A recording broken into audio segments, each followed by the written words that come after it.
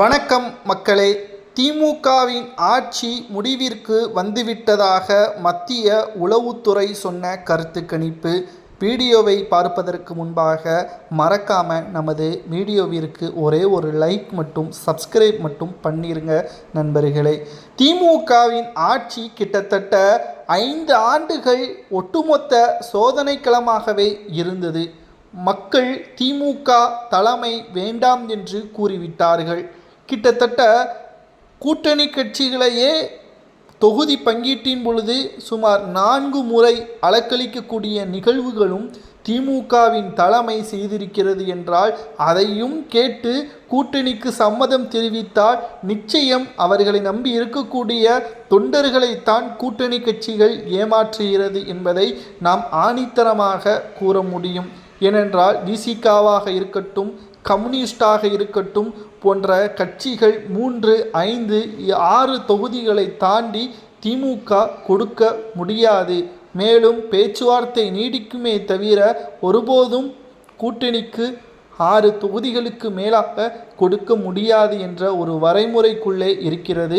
அதிகபட்சமாக சீட்டில் இடம் கிடையாது, மனதில் இடம் இருக்கிறது என்ற பாசத்தை வெளிப்படுத்தும் விதமாக கலைஞர் முதல் ஸ்டாலின் வரை கூறி வருகிறார்கள். சரி, திமுகவின் ஆட்சி முடிவிற்கு வந்துவிட்டதா என்று பார்க்கும் பொழுது, கூட்டணிக்கு 6 தொகுதிகளை கொடுத்தாலும் கூட விசிகாவின் தொண்டர்கள் திமுகவின் வேட்பாளருக்கு வேலை செய்ய மாட்டார்கள்.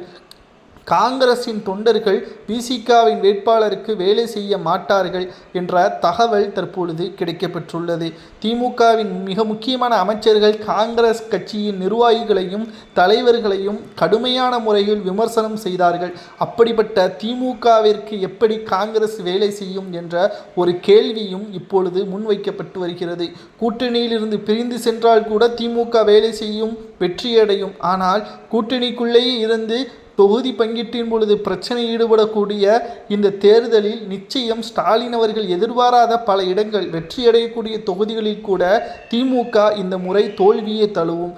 164 தொகுதிகளில் அதிமுக தலைமையிலான என்டிஏ கூட்டணி வெற்றியடையும் என்றும், 64 தொகுதிகளில் மட்டும்தான் திமுக வெற்றியடையும், அதுவும் இழுபறியாக இருக்கும் என்ற தகவலும் தற்பொழுது கிடைக்கப்பெற்றுள்ளது.